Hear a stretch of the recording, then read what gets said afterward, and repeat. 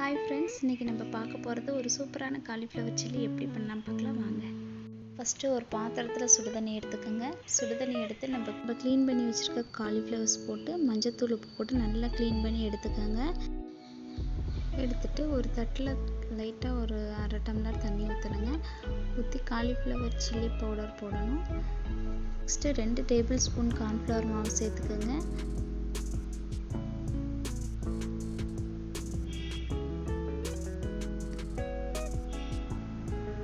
சேர்த்துட்டு lemon juice சேர்த்துக்கங்க. ஒரு 1/2 லெமனை ஜூஸாக பிழிஞ்சு எடுத்துக்கோங்க. நெக்ஸ்ட்டு ஒரு ஸ்பூன் இஞ்சி பூண்டு பேஸ்ட் எடுத்துக்கோங்க. இஞ்சி பூண்டு பேஸ்ட் எடுத்து நல்லா கலக்கிட்டு ஒவ்வொரு பீஸாக எடுத்து நல்லா கலக்கி மேக்னேட் ஆகிற வரைக்கும் ஊற வச்சுக்கோங்க. 30 மினிட்ஸ் இது நல்லா ஊறணும்.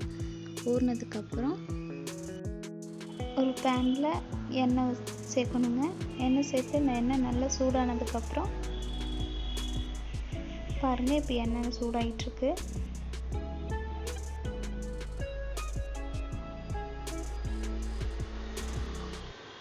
எண்ணெய் சூடாயிடுச்சு. ஒவ்வொரு பீஸாக எடுத்து போடலாங்க. எடுத்து போட்டு நல்லா பொன்னிறமாக வேகணுங்க. ஒவ்வொரு பீஸாக எடுத்து போடுங்க. எல்லாத்தையும் மொத்தமாக போட்டுறாதீங்க. ஒவ்வொரு பீஸாக எடுத்து போட்டு நல்லா பொரியணும். பாருங்க, இப்போ நல்லா பொரிஞ்சிட்ருக்கு.